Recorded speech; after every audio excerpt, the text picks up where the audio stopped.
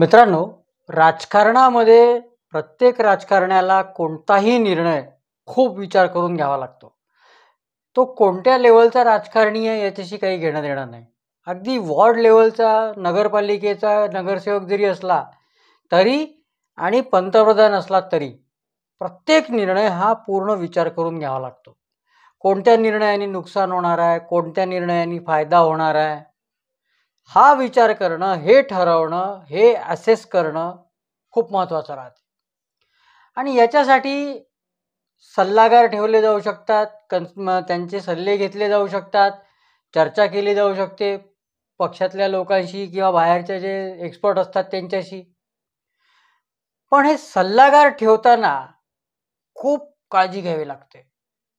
सल्लागार जर आपण ठेवतो आहे तर तो आपल्याला योग्य सल्ले देईल का, आपल्या फायद्याचे सल्ले देईल की त्याचाच अजेंडा चालवत राहील, याचा विचार करणं खूप गरजेचं राहते.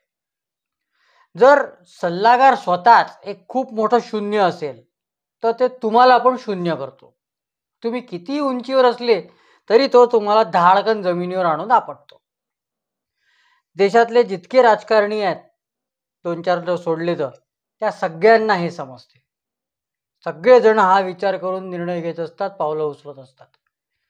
पण ते जे 2-4 आहेत ज्यांना समजत नाही, त्याच्यामध्ये एक आहे राहुल गांधी, काँग्रेसचे युवराज. त्यांना हे काही समजून नाही राहिलं.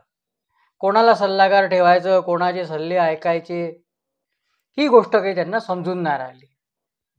चुकीच्या सल्लागारांमुळे काय झालं हे राहुल गांधींकडे पाहिलं की लक्षात येतं. आज मी याच विषयावर बोलणार आहे.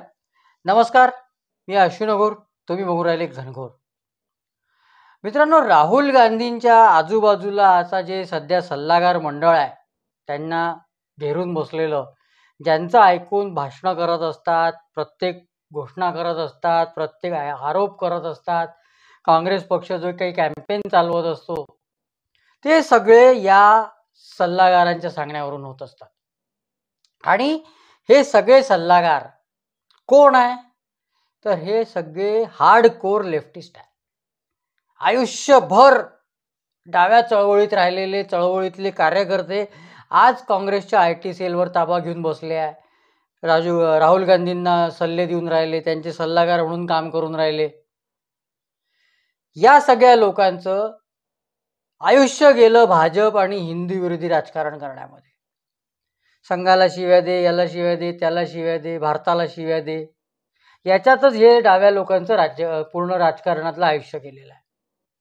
ते आता राहुल गांधींना सल्ले देऊन राहिले आणि त्यांच्या सल्ल्यानुसार वागून राहुल गांधी पण उद्योगपतींना शिव्या देऊन राहिले, चायनाची बाजू घेऊन राहिले, भारताविरुद्ध स्टेटमेंट्स करून राहिले, विदेशात जाऊन भारताला शिव्या देऊन राहिले, लोकशाहीला शिव्या देऊन राहिले. या सगळ्या याच्यामुळे काय झालेलं आहे माहीत आहे का, की जे काँग्रेसमधले जे नेते आहे, ज्यांचा अजूनही जमिनीशी कनेक्ट आहे, जे अजूनही लोकांमधनं त्यांना सपोर्ट आहे, जे कधीच आपला मतदारसंघ सोडून पळून गेले नाही आहे, अशा नेत्यांना, तरुण नेत्यांना याचा खूप मोठा प्रॉब्लेम होऊन राहिला.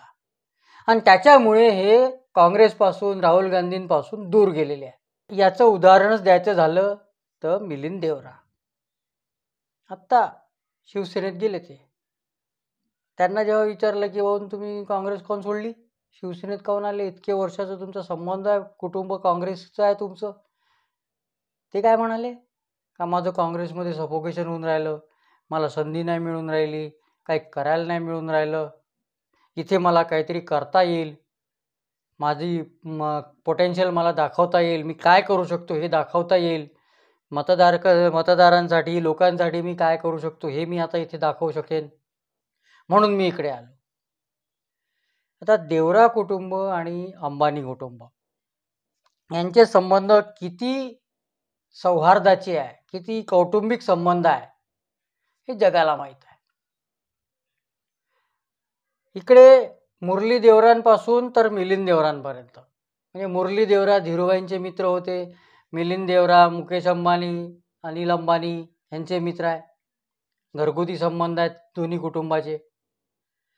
या परिस्थितीमध्ये जेव्हा मिलिंद देवरांचा नेता रोज सकाळी उठून अंबानींवर टीका करतो, अडाणींवर टीका करतो, उद्योगपतींवर टीका करतो. किती दिवस सहन करणार आहे? म्हणजे ज्या काँग्रेसचे नेते अडाणी आणि अंबानीला आपल्या राज्यात गुंतवणूक करा म्हणून पायघड्या घालतात, त्या अंबानी आणि अडाणींवरची टीका हे लोक किती दिवस सहन करणार आहे? मुद्देवरांना सहन नाही झालं, ते गेले सोडून. खरं म्हणजे 2014 नंतर जेव्हापासून काँग्रेसची सत्ता गेली तेव्हापासून काँग्रेसमधल्या तरुण नेत्यांना काहीही मिळालं नाही. काही मिळालं नाही म्हणजे त्यांना एक तर काही करायचा चान्स मिळाला नाही, त्यांना महत्त्व दिलं नाही. राहुल गांधी मारे म्हणत होते एकदा की आता मी सगळे यंग ब्रिगेड आणणार, टीम राहुल समोर आणणार, पक्ष रिवाईव्ह करणार, ह्याव करणार तेव्हा करणार. झालं काय? सगळ्या महत्त्वाच्या पदांवर म्हातारे कोतारे आणून बसवले, आउटडेटेड, ज्यांना काहीही करायची इच्छा नाही आहे, झील नाही आहे, म्हणजे उत्साह नाही आहे, अशा लोकांना आणून बसवलं महत्त्वाच्या पदांवर. काय करून घेणार आहे ते? सगळे म्हातारे याच्यामुळे फायद्यामध्ये राहिले आणि सगळे तरुण त्यांचं खच्चीकरण झालं. यंग टर्क ज्याला म्हणतात, ते यंग टर्क पूर्ण नाराज करून टाकलं काँग्रेसमधलं, ज्यांच्या भरोश्यावर पक्ष पुढे जाऊ शकला असता. अशोक गेहलोत विरुद्ध सचिन पायलट ही लढाई आपण पाहून राहिलो राजस्थानमध्ये. राहुल गांधी विरुद्ध ज्योतिरादित्य सिंधिया, नेतृत्वाची लढाई. माझ्यापेक्षा कपॅसिटीवाला माणूस पुढे गेला नाही पाहिजे. मिलिंद देवरा आणि दिल्लीतले म्हातारे, हे सगळं चालू आहे काँग्रेसमध्ये. आता 2019च्या निवडणुकीमध्ये, म्हणजे 2019ला जेव्हा निवडणुका होत्या त्याच्या 1 महिना आधी मिलिंद देवरांना मुंबई काँग्रेसचं अध्यक्ष केलं. आणि जेव्हा त्या निवडणुकांमध्ये 2019च्या निवडणुकीमध्ये सपाटून मार खाल्ला काँग्रेसने, तेव्हा यांचा राजीनामा मागितला.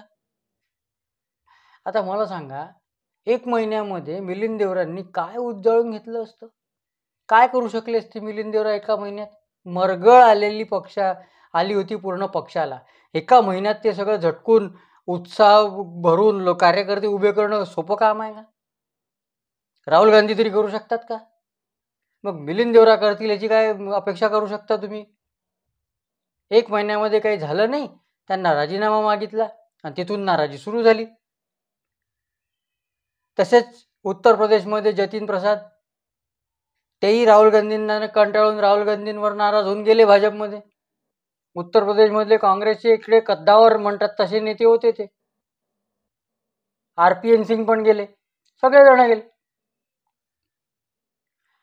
या सगळ्या भानगडीमध्ये राहुल गांधींना हे नाही समजून राहिलं की आपण रोज उठून ज्यांना शिव्या देऊन राहिलो, त्याच लोकांच्या भरोश्यावर आपले राज्य चालणार आहे, त्याच लोकांच्या भरोश्यावर आपण जॉब्स क्रिएट करणार आहे, त्याच लोकांच्या भरोश्यावर आपण एम्प्लॉयमेंट क्रिएट करणार आहे, त्याच लोकांच्या इन्व्हेस्टमेंटवर आपल्या राज्याचा विकास होणार आहे.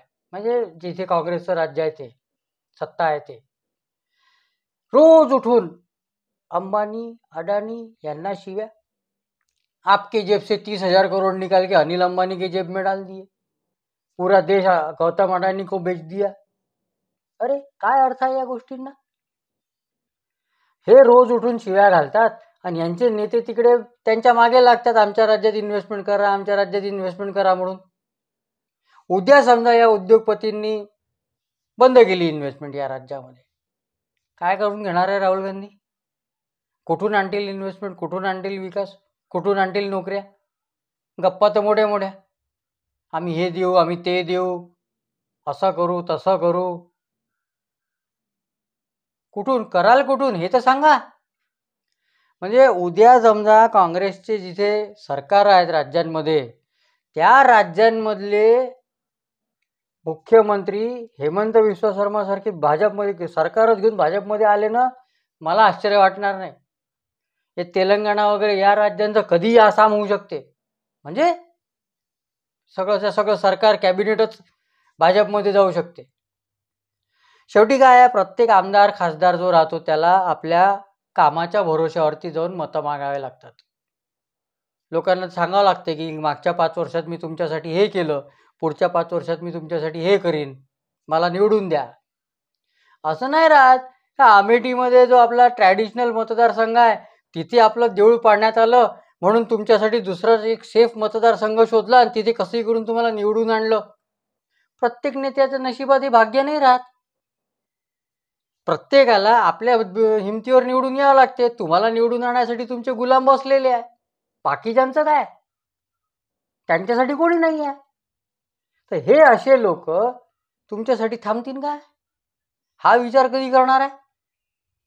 जेव्हा ह्यांना लक्षात येईल की राहुल गांधींमुळे आपलं नुकसान होऊन राहिलं, राहुल गांधींमुळे आपलं करिअर धोक्यात आलेलं आहे, ते कधी राहुल गांधींना पायाखाली घेऊन स्वतः पाण्याच्या वर राहतील यांना कळणार पण नाही. राहुल गांधींचे जे सल्लागार आहे ना, सगळे डाव्या चळवळीतले कार्यकर्ते आहे, देशविरोधक आहे. याचं म्हणजे हे तर त्यांच्या भाषणांमधनं, लोकसभेत जे बोलतात त्याच्यावरून, बाहेर जे बोलतात, मीडियाशी जे बोलतात त्याच्यावरून, परदेशात जाऊन जे बोलतात त्याच्यावरून स्पष्ट आहे. कोणतंही भाषण काढा यांचं, असं वाटते का एखादा कम्युनिस्ट नेता बोलून राहिला. म्हणजे हे इतके कडवट झालेले आहे कम्युनिस्ट विचारांनी, एवढे कडवट तर सीताराम येचुरी प्रकाश करातही नाही राजे हो, तेही एवढं बोलत नाही. यांच्या प्रत्येक भाषणात भाजपावर टीका, संघावर टीका, हिंदूंवर टीका, राम मंदिरावर टीका, त्याला विरोध. हे सगळं करूनही काही फायदा होऊन राहिला का? तर नाही. राहुल गांधी त्यांचे जे डाव्या विचारसरणीचे सल्लागार आहेत त्यांचं ऐकून पॉलिसी बनवून राहिले, त्यांचं ऐकून सगळे निर्णय घेऊन राहिले. पण काँग्रेस देशाच्या राजकारणात तर संपून राहिली हे त्यांच्या लक्षात नाही येऊन राहिलं. अरे जर का हे लोक एवढेच केपेबल असते, यांच्यामध्ये एवढी क्षमता असती तर कम्युनिस्ट पक्ष काऊन संपले असते? कम्युनिस्ट पक्ष सत्तेत नसते राहिले आज. जे लोक आपल्याच पक्षाला सत्तेत आणू शकत नाही ते तुम्हाला काय सत्तेत आणणार आहे? राहुल गांधींना हे समजून नाही राहिलं आणि पक्षात जे ज्येष्ठ नेते आहे ते त्यांना सांगू शकत नाही. युवराजाला कसं सांगायचं? त्याच्यामुळे त्यांना काही पर्याय नाही, त्यांना कोणी विचारून नाही राहिलं. तेच फक्त काँग्रेसमध्ये चिकटून आहे आणि बाकी जे आहेत ते जाऊ शकतात, ज्यांना कपॅसिटी आहे, जे बाहेर जाऊन काही करू शकतात ते जाऊन राहिले. या लोकांची काही निष्ठाबिष्ठा नाही आहे खरगे वगैरे लोकांसारखी. ऑप्शन नाही आहे म्हणून हे थांबलेले आहे, बाकी काही नाही. हे कुठे जाऊन नाही राहिले कारण यांना बाहेर काही किंमत नाही आणि या वयात पक्ष सोडूनही काय करून घेतील. पण जे तरुण नेते आहे त्यांना बाहेर किंमत आहे, लोक त्यांना घेऊन राहिले, हे जाऊन राहिले कार्यकर्त्यांसोबत. सिंधिया गेले, ज्योतिरादित्य सिंधिया गेले, त्यांना राज्यसभेत पाठवलं भाजपनी, सिव्हिल एव्हिएशन मंत्री केलं, किती चांगलं काम करून राहिले. हेमंत बिस्वा शर्मा, सिंधिया, देवरा या लोकांना जर काँग्रेसमध्ये संधी मिळाली असती काही करून दाखवायची तर काय काम केलं असतं या लोकांनी. पण डावे सल्लागार ठेवले आहे ना, ते यांना गाडून राहिले. त्याच्यामुळे काँग्रेसच्या सगळ्या पॉलिसीजमध्ये एक निगेटिव्हिटी आलेली आहे. कोणी टीका केली तर त्याला शिव्या द्यायच्या, त्याच्यावरती आपली ट्रोल गँग सोडायची. राहुल गांधींना आपल्या आजूबाजूला हुजरे पाहिजे, स्पष्ट बोलणारे लोक चालत नाही. आणि कम्युनिस्ट लोकांच्या नादी लागून रोज उद्योगपतींना उठून शिव्या देतात, त्यांना हे समजून नाही राहिलं का याच्यामुळे आपलंच नुकसान होऊन राहिलं. आता ज्या स्पीडनी राहुल गांधी उद्योगपतींवर टीका करतात ते बघितलं तर लवकरच तर तेलंगणामध्ये नाराजी होईल पक्षामध्ये, असं मला वाटून राहिलं. मग राहुल गांधी पुन्हा म्हणतील की जिनको जाना है जाओ भाजप में, मुझे कोई फर्क नहीं पड़ता, मुझे किसी की जरूरत नहीं है. हे सगळं जे आहे ना राहुल गांधी जे करू राहिले ते सिम्युलेटर घंटा तज्ज्ञांच्या जीवावरती उड्या मारण्यासारखं आहे. सिम्युलेटर सल्लागार त्यांनी आपल्यापाशी ठेवलेले आहे. राहुल गांधी कायम आपल्या जगातच असतात, त्यांची पतंग एकदम वरच्या हवेत लागलेली असते आणि खालच्या नेत्यांना, प्रवक्त्यांना यांची बाजू सावरायला रोज उठून सर्कस करावं लागते. राहुल गांधी काही बोलतात मग ते निस्तरण्याचं काम यांना करावं लागते. तुम्ही तो अंगूर सिनेमा पाहिला आहे का? अंगूर, संजीव कुमार, देवेन वर्मा. त्याच्यामध्ये जो बहादूर असतो देवेन वर्मा, त्याला भांग प्यायची सवय असते. आणि एक दिवशी तो मार्केटमध्ये राडा होतो. अशोक जो असतो संजीव कुमार, तो त्याला येऊन म्हणतो, तो त्याला विचारतो, तूने भांग पिया है क्या? म्हणतो नहीं पिया है. मग शेवटी तो म्हणतो, हाँ इतना सा पिया है, इससे कुछ नहीं होता. त्याच्यावरती अशोक त्याला म्हणतो, जो होता है ना बहादुर, वो दूसरों को होता है, तुम्हें नहीं होता. असा आहे. जो होता है ना राहुल जी, वो दूसरों को होता है, आपको नहीं होता. मित्रांनो, आत्ता इथेच थांबतो. हा व्हिडिओ आवडला असेल तर लाईक करा, मित्रपरिचितांसोबत शेअर करा आणि घनघोर चॅनलला जास्तीत जास्त सबस्क्राईब करा. धन्यवाद.